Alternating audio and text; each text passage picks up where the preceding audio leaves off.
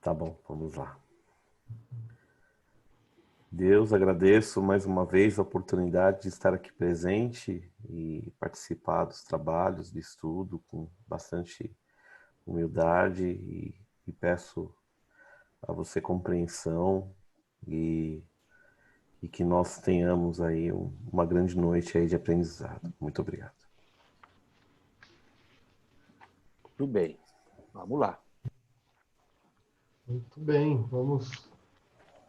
Talvez alguns cheguem ainda. Pessoal, daquilo tudo que a gente já viu até hoje, tem alguma pergunta que ficou? Às vezes bate alguma questão, alguma dúvida, né? E depois da aula, ou tá tudo assim, tá tudo fácil de entender? Jorge, posso colocar alguma coisa? Pode, por favor. Então, uma dúvida que eu tenho é nos contatos mediúnicos, como a gente consegue diferenciar um espírito mais elevado do que o outro? E pelo que eu conheço, existem espíritos que são dissimulados, né? Sim. Eles podem fingir que são bons e não são, né? Uhum. É verdade. É verdade. Mas aí a relação é como a relação com pessoas, né? À medida que você tem mais contatos, normalmente a personalidade, as inclinações, os preconceitos, os vieses vão aparecendo, né? Pode ser que numa primeira comunicação, ou uma só, talvez não fique claro, né? Mas nessa continuidade você começa a poder perceber, né? Como é que uma pessoa sábia se pronuncia, como é que ela manifesta a sua opinião, né? Então, um espírito elevado sempre vai falar de coisas positivas, do bem. Aliás, é uma das coisas que a gente vai ver quando falar de Deus, né? Que são os atributos da divindade. E um deles é que ele é soberanamente justo e bom, né? Então, se você vem com alguém que não fala do bem, ou que fala a partir do rancor, que fala algo que é intolerante, né, que é sectário, que fala de nós, de eles, que se coloca como superior, a gente claramente vai percebendo que ali talvez não tenha a elevação, a sabedoria, né, que caracteriza um espírito mais elevado, né? E acho que quando a gente está num ambiente controlado, isso fica muito mais fácil de perceber, né? Existe até uma defesa do próprio plano espiritual superior, né? Sim, sim. E que também tem a ajuda do grupo de médiuns, né? Porque se os médiuns também não se policiarem, nem essa defesa vai estar presente, né? A gente vai estar à mercê das sintonias que a gente estabelece, né? Então, aquele espírito que vem e começa a elogiar muito o médium, exalçar muito o trabalho dele, entrei. né? Ele, obviamente, não está ajudando e provavelmente não vem do alto, né? Mas muitas vezes os espíritos superiores permitem que isso aconteça para que as pessoas tenham, né, Fernando. noção. Agora, eu não sei se alguém tem uma outra experiência, alguma outra colocação sobre isso. Eu queria falar bem brevemente mesmo. Eu coloquei aí no chat do grupo a questão 255 do Livro dos Médiuns, que fala exatamente essa, a identificação dos espíritos, tá? É interessante colocar aí para vocês lerem depois com calma. Vamos ler agora. Acho que você botou um texto mais extenso, né? Quer que eu leia? Pode, por favor. Tá certo. 255, retirado do Livro dos Médiuns, tá? A questão de identidade dos espíritos é uma das mais controvertidas, mesmo entre os adeptos do espiritismo. É que, com efeito, os espíritos não nos trazem um ato de notoriedade e sabe-se que, com facilidade, alguns dentre eles tomam nomes que nunca lhes pertenceram. Esta, por isso mesmo, é, depois da obsessão, uma das maiores dificuldades do espiritismo prático. Todavia, em muitos casos, a identidade absoluta não passa de questão secundária e sem importância real. A identidade dos espíritos das personagens antigas é das mais difíceis de se conseguir, tornando-se muitas vezes impossível, pelo que ficamos adstritos a uma apreciação puramente moral, Julga-se os espíritos como os homens pela sua linguagem. Se o espírito se apresenta com o nome de Fenelon, por exemplo, e diz trivialidades e puerilidades, está claro que não pode ser ele. Porém, se somente diz coisas dignas de caráter de Fenelon, é que este não se furtaria a subscrever, há senão prova material, pelo menos toda a probabilidade moral de que seja de fato ele. Neste caso, sobretudo, é a identidade real que se torna uma questão acessória, desde que o espírito só diz coisas aproveitáveis. Pouco importa o nome sob o qual as diga. Objeto-se-á, sem dúvida, que o espírito que tome um nome suposto, ainda que só para o bem, não deixe de cometer uma fraude. Não pode, portanto, ser um espírito bom, né? Aqui há delicadezas de mártires muito difíceis de apanhar e que vamos tentar desenvolver. Isso está no livro dos médiuns, e é uma coisa que eu sempre digo também, né? Não existe o bem falso, né? Isso não existe. Muito obrigado, Alfredo. Obrigado, Alfredo. Obrigado, Jorge, também. Eu acho que complementa bem. Alguma outra questão antes da gente dar início à aula? Tranquilo? Muito bom. Mas eu acho que é legal o Fernando fez. Aqui é um espaço de troca, né, de aprendizagem. Todos nós somos praticantes enfim, e aprendizes, né? Então acho que é sempre bom a gente poder trazer as questões que estão aí mexendo com a gente. Aqui a gente pode trocar. Eu vou compartilhar agora.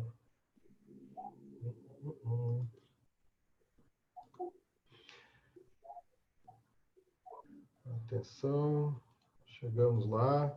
Então, aqui nós estamos...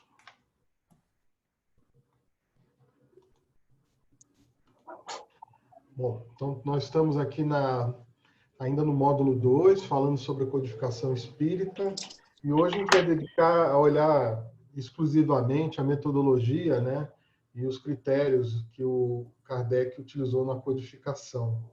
A gente já falou de alguns pontos desses aqui por alto, né, nas aulas anteriores, mas aqui ele condensa tudo, certo? Eu até tinha imaginado aqui a gente fazer, não é uma aula extensa, e até porque são assuntos que a gente de alguma forma já tocou, então acho que é uma boa oportunidade para ver o que a gente entendeu, o que ficou de dúvida. Então, por favor, tragam as suas considerações, né? Então, basicamente, a aula está dividida nesses 4 tópicos, né? Falando sobre o espiritismo e a ciência, falando sobre o método de investigação dos fenômenos, né? O uso dessa lógica indutiva, né? Que é uma das formas, um dos métodos científicos que o Kardec adotou, e um ponto super importante que é o controle universal dos ensinos. Então, eu gostaria de começar primeiro com o espiritismo e a ciência. Então, de tudo que nós vimos até agora, e obviamente do que vocês conhecem, o que vocês podem dizer sobre a relação do espiritismo com a ciência? Valendo ponto na nota, na média final. Brincadeira, gente, fica à vontade, não tem certo ou errado, é o que a gente entende, né? A minha percepção é assim, eles se complementam, né? O espiritismo, ele utiliza uma parte, né, da ciência, até onde a ciência não fica presa ao lado material, né? Então ele usa matemática, pode-se usar algumas outras ciências, né, ligadas à ciência, e o inverso também é verdadeiro, né? Para a ciência puramente dita, o espiritismo é um complemento que explica alguns fenômenos que fogem aos 6 sentidos e algumas leis um pouco mais diferentes, né? Legal. Alguém gostaria de acrescentar algo?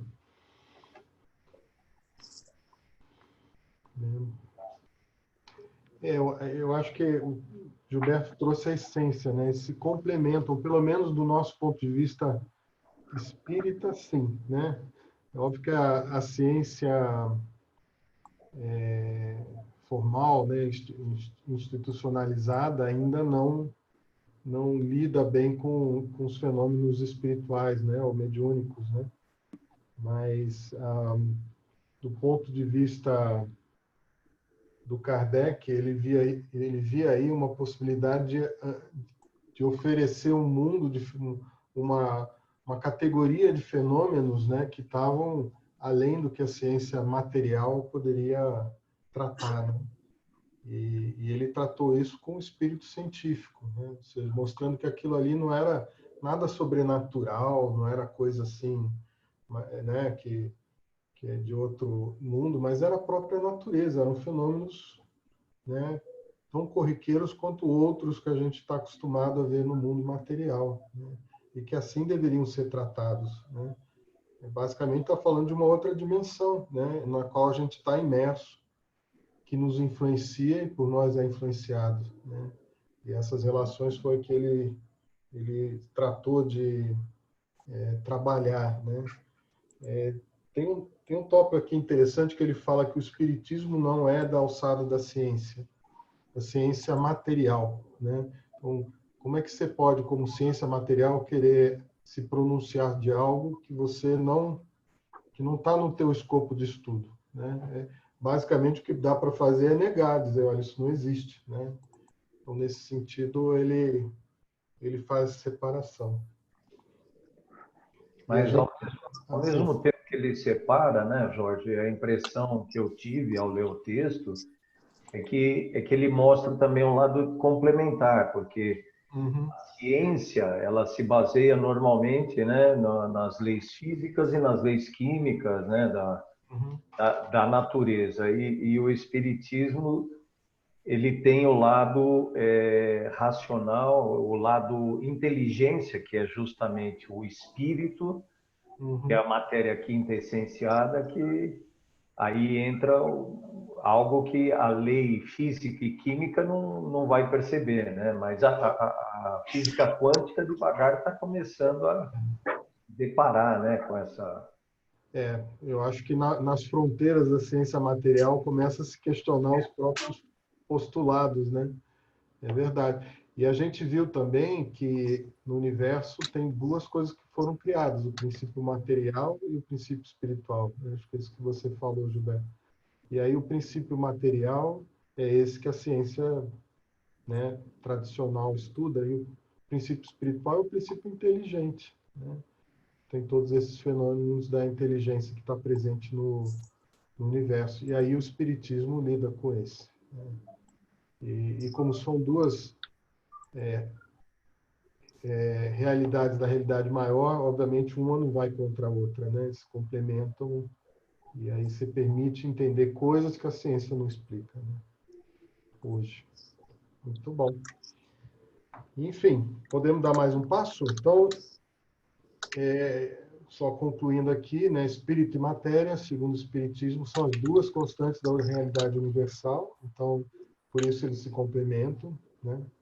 Agora, do ponto de vista, muitas vezes Kardec coloca assim, a ciência, ao se concentrar no material, certamente ele não tem muito a dizer nas questões espirituais, né? Esse é o ponto que está colocado ali no texto do subsídio, né? Tudo bem, pessoal? Tranquilo aqui? Então, eu tenho sempre a impressão que quando Kardec começou a trabalhar com o espiritismo, ele tinha uma esperança muito grande, né, de não só trazer a ciência para o lado espiritual, mas também trazer a religião para o lado da ciência, né? Porque tudo aquilo que a religião defendia, mas ficava no campo da fé, enfim, da crença, né, do sobrenatural, etc. Tal, ele também estava dizendo, olha, religião, isso que vocês sempre disseram está aqui, é uma realidade palpável, né? A gente pode constatar, né, com a comunicação com o mundo espiritual. E, de certa maneira, ambos, né, não foram assim tão receptivos dessa boa nova aí, né, do século XIX, né? a religião continuou nos seus dogmas, né? Lutando com as evidências da ciência, e a ciência também negando qualquer realidade espiritual, né? Então, isso ainda é uma questão que está em aberto, né? Bom, método de investigação científica dos fenômenos espíritas, né? Aqui é uma grande discussão sobre se o espiritismo é uma ciência teórica ou é uma ciência experimental. O que vocês diriam? Experimental, né? Experimental? Quem está falando? Eu acho teórico. Jussara. Oba, temos dois pontos de vista. Então, a Jussara vai dizer primeiro por que ela acha experimental, depois a ID vai falar porque acha que é teórica. Ah, eu estou aberta? Estou. Eu acho porque tem o fato mediúnico, você tem uma comprovação, é baseado em experiências. O método do Kardec, ele era baseado em experiência. Uhum. Interessante, sem dúvida, concordo. E Ide, por que você achou que era teórico? Eu nem concordei com a Jussara. Ah, você concordou? Então, Eu não concordei, mas eu acho que assim, gente, eu não tive oportunidade de dar boa noite para todo mundo, entrei um minutinho atrasada. Mas boa noite para todos e agradecida mais uma vez da oportunidade.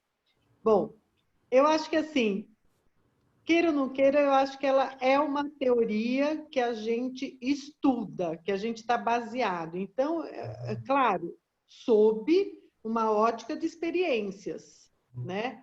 Mas eu acho que ela tem um embasamento muito fundamental, que isso torna de uma certa forma, uma teoria no sentido de você ter as comprovações de você poder estar... Eu acho que tem pontos que você nem chega a se discutir, né?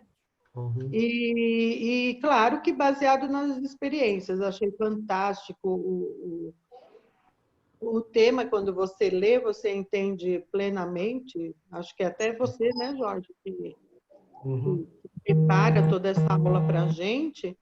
E é muito isso. Eu acho que a conclusão que vai se chegar no futuro é exatamente essa. Nós que estudamos já temos isso. Nós já não conseguimos separar a ciência, que também vem aí uma teoria, um monte de teorias, estudos e comprovações, mas eu acho que ela complementa muito. Não tem, eu acho que não tem como você separar o lado espiritual do lado científico e embasado também em algumas teorias. O que eu gostaria só de, assim, algo que me chama a atenção é a parte de fenômeno, né?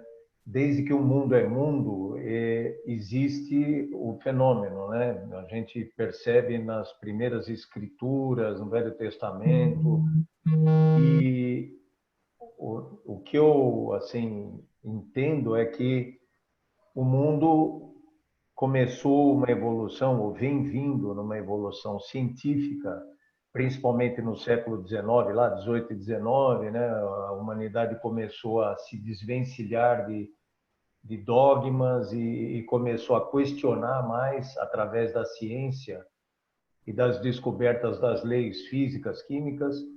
E aí a sensação que eu tenho é que a humanidade estava caminhando, e talvez ainda esteja, para um materialismo acerbado, né? Acentuado. E aí o plano espiritual, sabiamente, através dos fenômenos, chamou a atenção da humanidade, porque, conforme a gente já leu, começou a pipocar, né? Vou usar essa gíria, começou a pipocar no planeta fenômenos na América do Norte, na Europa, em vários lugares.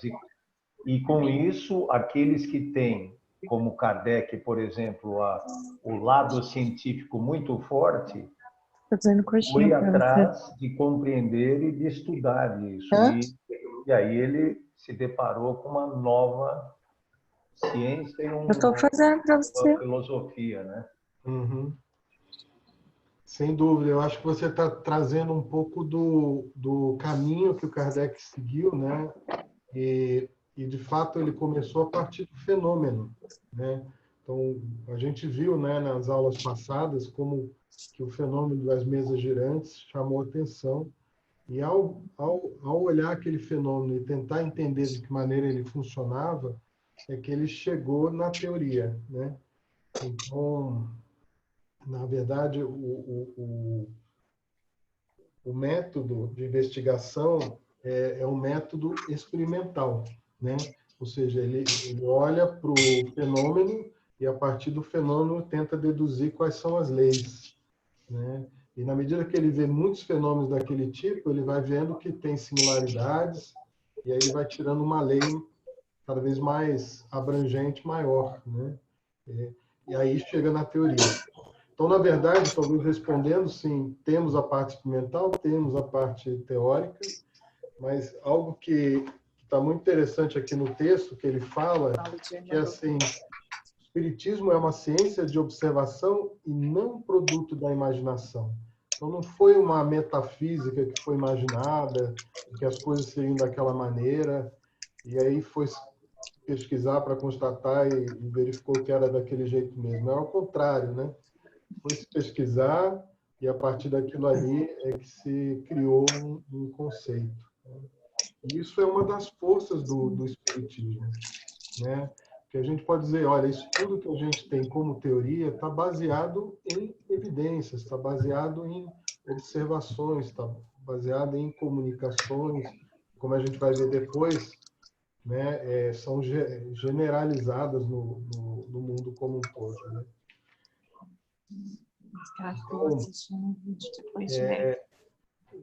O que nós temos aqui é esse método do Kardec. Daqui ela não falou nada, eu acho mas que tem ela alguém. estava assim falando. Oi, Fábio. Deixa eu só. Agora eu acho que ficou mudo. Eu pus o mute, Jorge. Obrigado. Acho que alguém estava conversando de lado. Bom, então, aqui é o método adotado de investigação e comprovação do fato mediúnico é o experimental, né? Aplicado às ciências positivas, né? Fundamentado na observação, comparação, análise sistemática e conclusão. Ciência positiva aqui no sentido, não é que tem ciência negativa, né? Mas é ciência positiva no sentido de comprovação, de experimentação, né? Daquela ideia do positivismo, né, que foi tão forte no século XIX, que até chegaram a essa conclusão que o que não pudesse ser experimentado não era verdade, né? Então Kardec estava nesse caldo cultural, né? Então, quando ele fala das questões espirituais, ele se fundamenta nas evidências, né? Não é algo que ele concebeu do nada. Tudo bem, gente? Claro até aqui? Claríssimo. Eu acho muito interessante porque um fenômeno inteligente, como o Gilberto falou, o fenômeno também se autoexplica, né? É diferente de você estar ali trabalhando com um objeto inanimado, alguma coisa, ou uma vida animal que obviamente não tem inteligência, né? Então você tem que deduzir tudo sozinho, né? Essa foi a grande diferença, né, que Kardec percebeu e começou a codificar, né? Codificar, né? Então deixa eu ver o que vocês estão dizendo aí para ver o que a gente tira aqui de conclusão, né? Porque tem o fenômeno em si e tem a informação e a inteligência que o fenômeno traz. Eu acho que essas duas coisas Kardec trabalhou, né? Não só para ter certeza, né, convicção de que aquele fenômeno era real, né? Ou seja, ele não tinha sua causa nessa dimensão, mas também de entender o que estava se falando. E aí a pergunta do Fernando no início e a contribuição do Alfredo é muito boa, porque como é que Kardec foi distinguindo ao longo do tempo, né, o que vinha da espiritualidade superior e o que era dos espíritos, né, enfim, não tão evoluídos, né? Mas vamos dar mais um passo. A lógica indutiva. Nossa, o que será isso? Indução científica. Alguém poderia elaborar sobre o que é isso aí dentro do Espiritismo?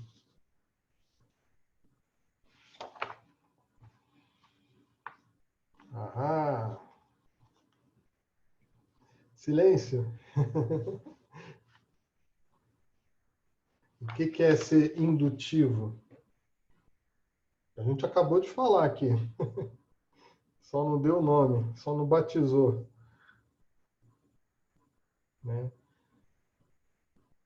Então, aqui ele diz assim, a lógica do Espiritismo é essa da indução.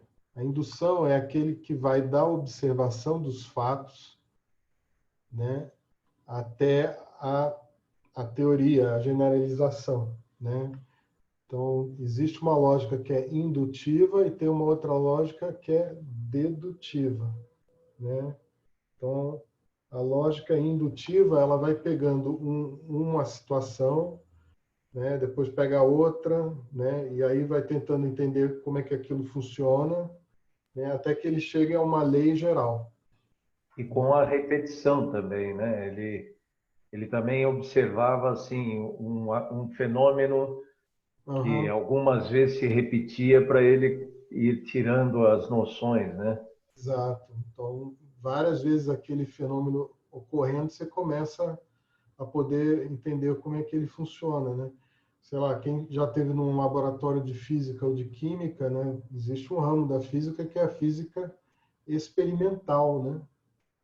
Então, você lá produz os fenômenos físicos e começa a tentar entender e explicar aquilo ali, né? Aqueles grandes colisores, né, de partículas, né, que até tem um aí em Campinas, né, que é muito bom e avançado, né? O que ele faz? Acelera lá as partículas, faz uma bater na outra, quando bate, elas se dividem nas subpartículas e você começa a analisar. Olha, apareceu um treco aqui, apareceu aqui, esse aqui a gente já viu, esse aqui a gente não viu, né? E começa a tentar entender, explicar a natureza mais íntima do átomo, né?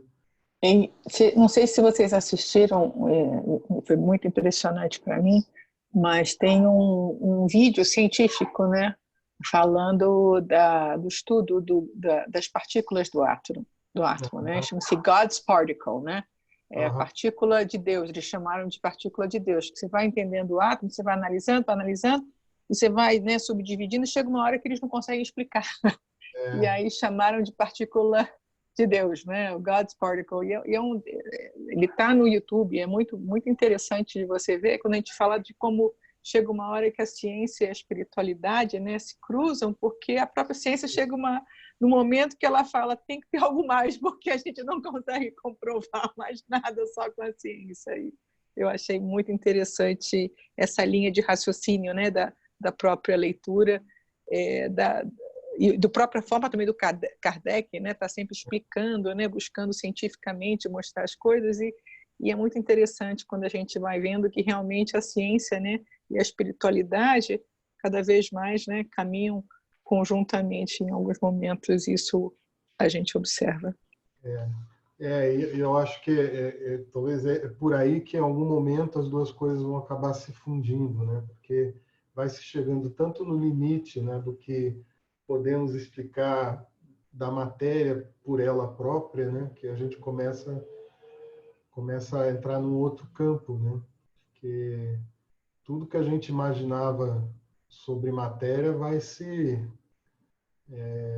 sendo questionado, né? Tem uma parte no livro dos Espíritos que fala sobre o princípio material, E é interessante, né? Porque Kardec pergunta do ponto de vista dele, né? Ah, a matéria é tudo que tem peso, é tudo que não pode ser atravessado.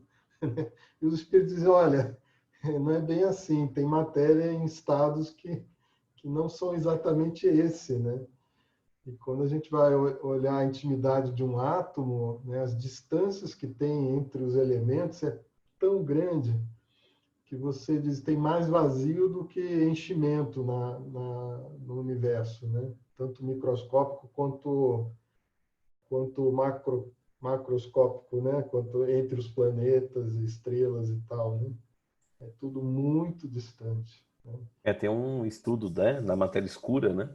Ah, então. Também é bastante famoso também, que os cientistas já detectaram que grande parte da matéria do espaço ela é não detectável, Não né? detectável.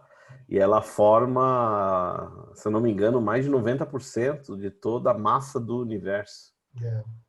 né? Então, Sendo que o universo é incomensurável, né? Imagina o tamanho dessa matéria escura. então, Alfredo, esse é um exemplo do dedutivo, né? Porque a matéria escura não foi detectada, então ela não é um fenômeno positivado, ninguém ainda mensurou isso, mas por teorias matemáticas, né, por modelos matemáticos, os astrônomos sabem que essa matéria tem que existir. É Porque porque ela senão, afeta como é que chama lá? A movimentação das estrelas, das as galáxias, estrelas, né? né, Ela senão afeta explicitamente elas. E não tem outra explicação que não seja a essa matéria. comprovação da matéria escura. Então, por uma questão teórica, eles têm que admitir que existe algo que algum dia, né, eventualmente pode ser detectado, né? Então, na verdade, as duas lógicas se complementam, né? Porque na medida que você gera uma teoria a partir dos fatos, essa teoria pode ser utilizada para olhar outros fenômenos, né? E na medida que essa teoria não é suficiente, aí você refaz essa teoria até ela vai ficando mais robusta com o tempo, né? Então vai e volta nessa história. Então por isso o processo dedutivo também está consagrado na doutrina espírita, né? E quando que a ID falou, né, da medida que a gente já tem um corpo de conhecimento, esse corpo de conhecimento a gente pode usar para analisar os novos fenômenos, né? E que se apresentem. E se aí aparecer alguma coisa nova, é o que Kardec falou. Ué, nós vamos incorporar, né? O espírito científico é esse, né? A gente tem que ir incorporando vamos ver, ampliando o corpo de conhecimento, né? Então esse é o lógica indutiva, né? Que foi o início dos estudos. E sobre o controle universal dos ensinos dos espíritos, quem pode nos falar um pouquinho sobre isso?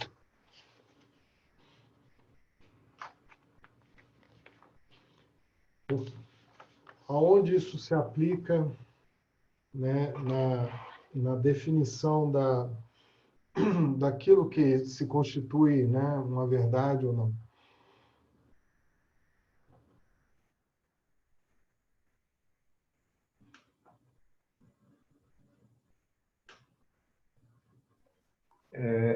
O que eu entendo essa foi a forma pela qual Kardec conseguiu ter as comprovações, né, a universalidade, né, dos ensinamentos que vieram de vários locais, confirmando e dando esse aspecto de confirmação, né? Uhum. É o que eu percebi, mas não sei se... Tá bom. Alguém gostaria de trazer uma outra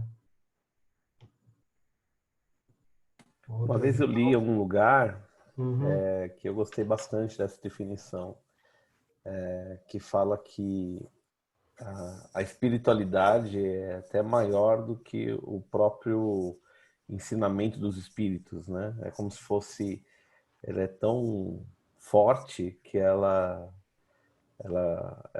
reforça, né? Ela é uma vertente do ensinamento do mundo espiritual, mas é que ela é uma das boas versões, vamos falar assim, né? É algo que eu li, eu achei interessante.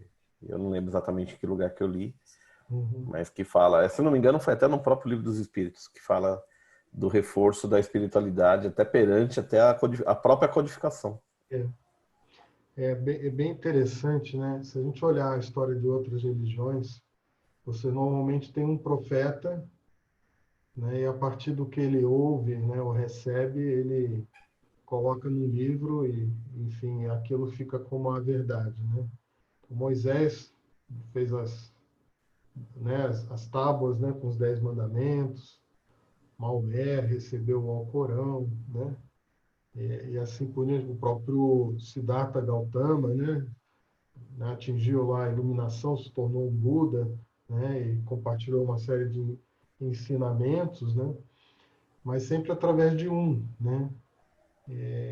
E no Espiritismo você tem uma situação em que, ok, você tem um organizador no Kardec, mas as fontes não foram uma, né, as fontes foram várias, né.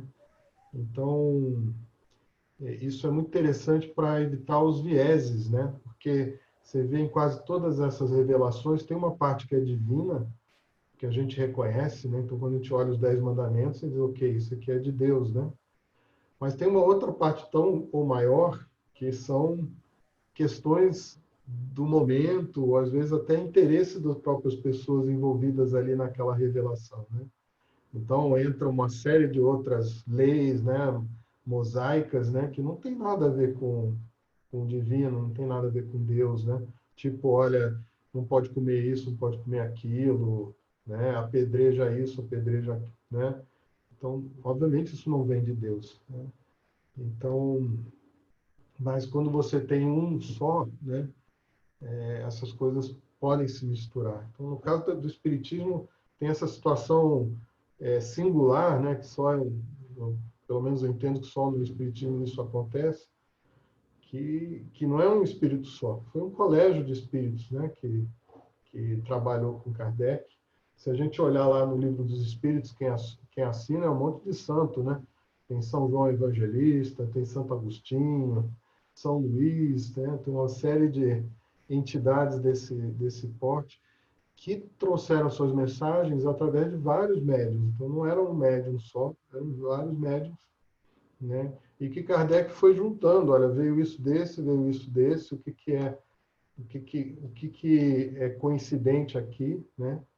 E ele foi usando aquilo que realmente tinha mais de uma evidência, né? Não fosse uma evidência única. E quem quer que já tenha feito algum trabalho acadêmico ou uma investigação policial sabe que uma evidência só não é suficiente, né? Você busca evidências de vários lugares para formar um juízo sobre aquela coisa. E Kardec foi muito sábio em usar um método como esse, né, para montar a doutrina. Então, como falamos lá no início, como é que a gente sabe se o espírito é bom? Né? E Kardec foi desenvolvendo esse método de poder distinguir um do outro, né? Então, com isso, poder separar o que era verdadeiro do que era falso. Né? Kardec dizia assim, eu prefiro rejeitar 99 verdades a aceitar uma mentira. Né? Isso dá um trabalho, né? Porque, pô, chegou em 99, se o último desfizer, né? Vou ter que jogar isso fora. Mas era a forma que ele trabalhava. Eu acho que isso dá muita credibilidade, muita força para o Espiritismo. Né? Tanto que a gente está aí já há mais de 150 anos e o que o Kardec trouxe não é uma coisa superada, vencida. Né? Outras coisas agregaram, ampliaram, etc., mas os postulados, né, os princípios, se mantêm. Né? E aí ele tem 2 passos no método de universalização, né, que ele nos fala. O primeiro é o exame da razão. Então, seja lá a mensagem que receber, primeira coisa é ver se ela contradiz o bom senso, a lógica, né? Todos os outros conhecimentos que já foram recebidos, né? Então, se é uma coisa muito diferente, aí, peraí, o que é isso, né? Não quer dizer que vai jogar no lixo, mas não vou aceitar de primeira, né? Preciso ver se vai vir mais coisas desse jeito, né? Agora, se não, aí ela deve ser rejeitada. Esse é o primeiro. O segundo é o que os outros estão dizendo sobre isso, né? Que é a generalização, né? E se todo mundo está dizendo a mesma coisa, a chance daquilo ali ser verdadeiro é maior, né? Mas se cada um diz um negócio diferente, uai, né? Então, às vezes alguém diz assim, você já viu que na internet disseram que o Hitler está num sono profundo lá no planeta não sei da onde? Eu falei, tá, né? Sei lá, né? Quem é que está dizendo isso? Né? Tá na internet? Quem é que assinou esse negócio, né? Alguém mais está dizendo isso, né? Fake news. Qual é a utilidade disso, né? Então, assim, sabia que não sei quem é a reencarnação de não sei quem lá? Bom, quem disse isso? Quantos estão dizendo isso? Né? Então, a gente tem que ter esse espírito, como Kardec tem também, né? Não é um espírito de credulidade, né? Cega, mas uma de vamos entender, vamos compreender. Faz sentido, não faz sentido, né? Eu até gostaria de acreditar nisso, mas não é isso que eu deveria usar como critério, né? Então, aí fica o bom ceticismo, né? Que é um princípio, uma postura científica, né? Não é acreditar porque é quem falou, né?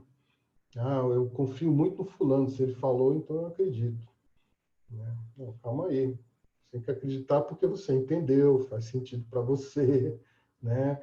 Tá de acordo com os postulados da doutrina, né? Então, se está falando alguma coisa que desmente a doutrina, pode ser até que seja verdade, mas, nossa, vai precisar de algum muito argumento para alterar um negócio desse, né?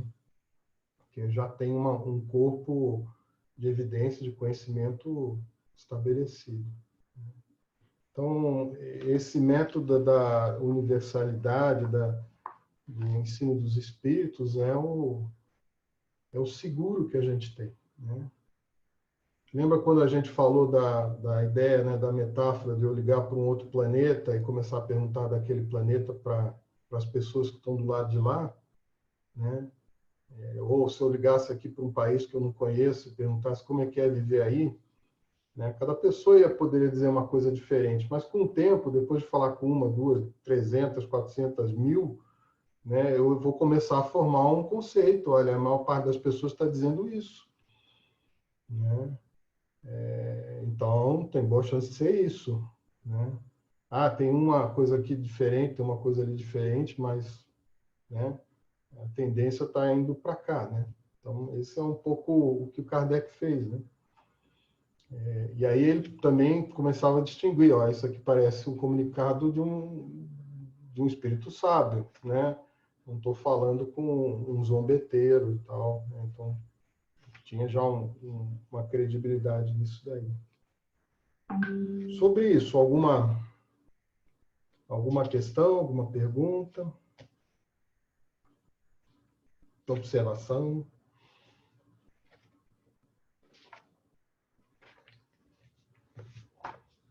Tranquilo? Então, é isso aí, né? 2 importantes critérios adotados, né? A generalidade e a concordância dos ensinos dos espíritos. Isso é a nossa garantia de que estamos pisando em terreno verdadeiro. Acho que aqui é uma reflexão interessante, né? Depois do estudo que a gente viu, é como nós, espíritas, né, devemos formar nossas convicções. A partir disso daí, tudo que a gente viu. O que é que vocês diriam?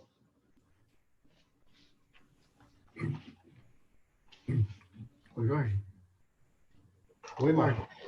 Como nós temos aí 15 minutos quase, não seria interessante aproveitar para fazer umas perguntas, porque muitas pessoas não sentem-se inibidas. Você tem alguma pergunta, Marco? Não, eu quero que você faça para alguém aí. Acabou de fazer uma, Marco. Eu tenho uma aqui, ó. Como os espíritas, como devemos formar nossas convicções? Então, a pessoa precisa perder um pouco o medo de se comunicar, não é verdade? Todos estão com perguntas na cabeça, mas não soltam para fora. Olha, eu não sei se a gente ouviu todos, mas ouvimos vários, viu? Estamos treinando a mediunidade, ver se alguém percebe a pergunta. Né? Mas eu acho que o convite do Marco é assim, não tenham vergonha, podem falar e perguntar, que aqui todos estão aprendendo, né? Exatamente. Estamos aqui, então, vocês estão aí, naturalmente, para tirar todas as dúvidas, realmente, ver se a coisa caiu bem na cabeça de cada um. Isso que é importante, né? Essa participação, essa interação com o professor é fundamental. Sem dúvida, sem dúvida. Mas eu ouvi bastante coisa de muita gente, não sei se todo mundo, mas vários se posicionaram. Eu acho que... Então, assim, oi. Vamos voltar aí à nossa pergunta. Eu acho que através dos nossos princípios, porque eu acho que cada ser humano é um ser humano e baseado em todas as suas vivências, né? Então, às vezes, eu acho muito interessante, porque a gente está tanto tempo no lar escola e no centro espírita, e ouve tantos e tantos anos seguidos as mesmas palestras, com os mesmos temas, e escutei já de inúmeras pessoas que frequentam. Caramba, hoje eu entendi isso de uma forma diferente. Então, acho que as convicções vêm de uma série de interesses pessoais, de você ler, estudar, deduzir.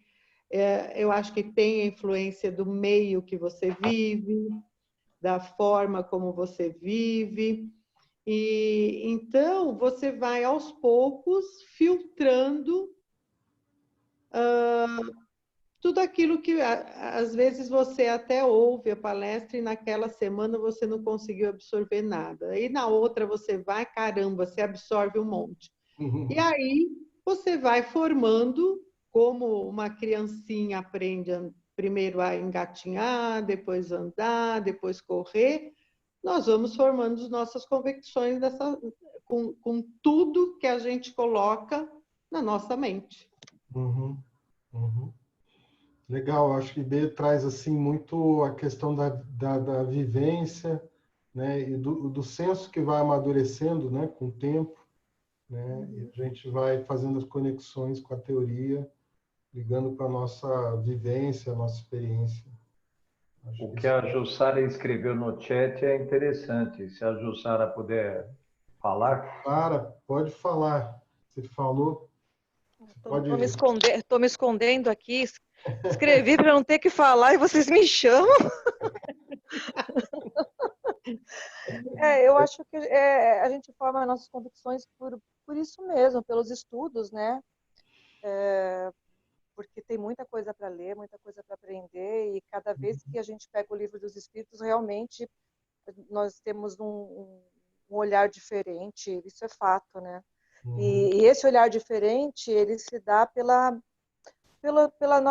nosso desenvolvimento, né? Eu acho que a gente vai ficando mais sensível, vai abrindo mais a mente e vai caindo a ficha. E com isso a gente vai mudando a nossa conduta moral, né? E hoje mesmo eu fiz uma coisa muito feia e depois eu já falei, meu Deus, o que eu fiz? De novo, né? Porque eu sou péssima. E eu falei, meu Deus, me perdoa. Eu estava preocupada comigo, com os meus, eu não me preocupei com o próximo, eu devia ter me colocado no lugar do outro. E daí eu já comecei a vibrar a luz para aquela outra pessoa. Então, essa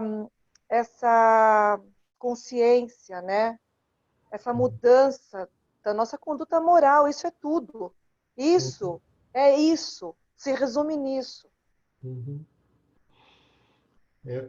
O que você está trazendo, Jussara, que não é uma teoria pela teoria, né? Mas é uma teoria que tem utilidade na prática, na nossa vida, né? Na prática, é no dia a dia, gente. É no dia a dia, não adianta falar bonito, não adianta ler um monte, né? E ser super inteligente, ser super culto, se a sua conduta não está de acordo com aquilo. Então, é um exercício diário mesmo. E não é fácil, mas é possível. Sim, sim. E como você falou, né? Até ontem eu era inconsciente. Hoje eu já Sim, sou consciente, apesar de saber que ainda não tenho aquilo sim. dominado, né? Mas o fato de ser E, consciente disso já é uma ajuda, né? Que eu... e quanto mais consciente a gente vai ficando, mais conexão com o plano espiritual a gente vai tendo. É uma coisa impressionante. Sim, sim. É isso aí. Até o dia que a gente consegue evitar o ato falho, né? Que a Sim. vida está tão incorporada, mas esse é o processo mesmo. É Ai, um... mas eu evitar esse ato falho, meu Deus, é muito difícil, né, gente? Eu acho que eu não conheci ninguém ainda que conseguiu, né? É muito difícil. Eu não consigo, é muito difícil. Mas você sabe que o Kardec escreve isso num trecho do Evangelho segundo o Espiritismo, e ele diz assim, né? O espírita é reconhecido não por ser perfeito, mas pelo esforço que ele faz na sua transformação moral, né? Então, quer dizer, obviamente a gente está a caminho, né? Isso é como pedir de uma criança que ele já entre na escola e seja, para ele entrar na escola, ele seja um PhD. Ele diz, não, mas eu tenho que primeiro, né, entender a tabuada, entender o ABC. Um dia eu vou chegar a ser PhD, né? E eu vou errar a tabuada muitas vezes até aprender, né? Então, cada É, passo é uma escola, né? O mundo é uma escola. O é uma planeta Terra escola. hoje é uma escola. Essa é a escola. E o Espiritismo nos ajuda a navegar nesse mundo, né? Porque a gente é convidado a viver no mundo, né? Não tem assim mosteiro espírita, não tem lugar para você ficar escondido nas montanhas. A gente tem que estar onde está todo mundo e ser bom escondido, né? Eu até acho que não é ser bom, mas ficar fácil não fazer nada errado, né? Mas estar no meio das pessoas é onde a gente vai aprendendo, né? Nossa, E falou tudo. não é isso? A gente tem que estar Agora, no mundo. eu estava pensando também na convicção, né?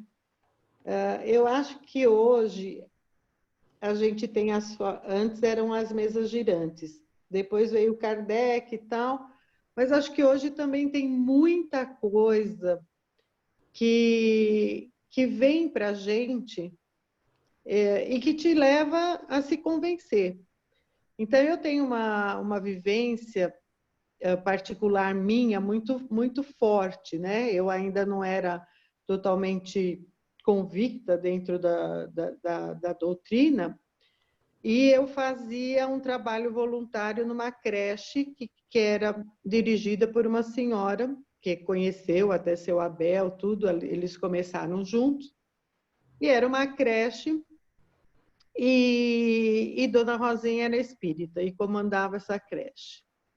E eu tive uma experiência muito forte, porque eu frequentava, fazia a prece junto, tudo, mas eu era católica, ainda não estava dentro da doutrina, nem estudava, nem fazia nada. Isso foi há 20 e poucos anos, quando... E aí eu tive uma experiência muito...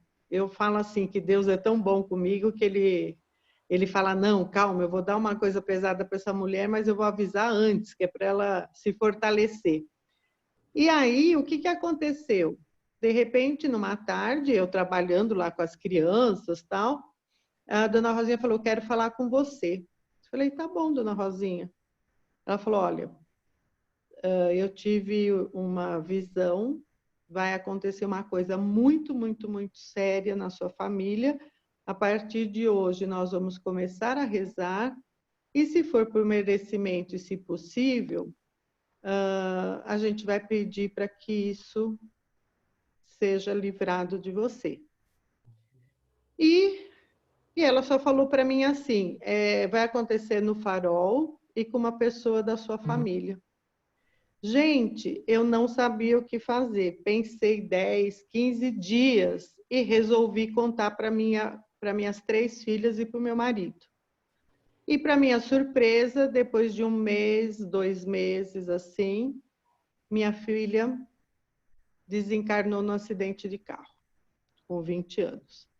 Então, eu acho que as convicções também vêm um pouco com as suas informações, né? Hoje, tinha tudo aquilo que tem e vai existir, vai continuar existindo, os espíritos estão se comunicando. Então, né, e a gente tem que filtrar, né? Claro. Enfim, eu acho que eu contei isso para dizer que a convicção não vem também só da reforma íntima, de você estudar, de você procurar, de você fazer. Os espíritos estão mandando as mensagens, né? E, fora isso, eu tive outras experiências, mas é por aí, né? Então, eu acho que também é uma outra forma de convicção. Assim como Kardec foi atrás, separando, vendo, a gente vê muito isso, né, no nosso grupo de fluidoterapia, as mensagens que a gente recebe, e com tudo isso a gente vai formando a nossa convicção, né?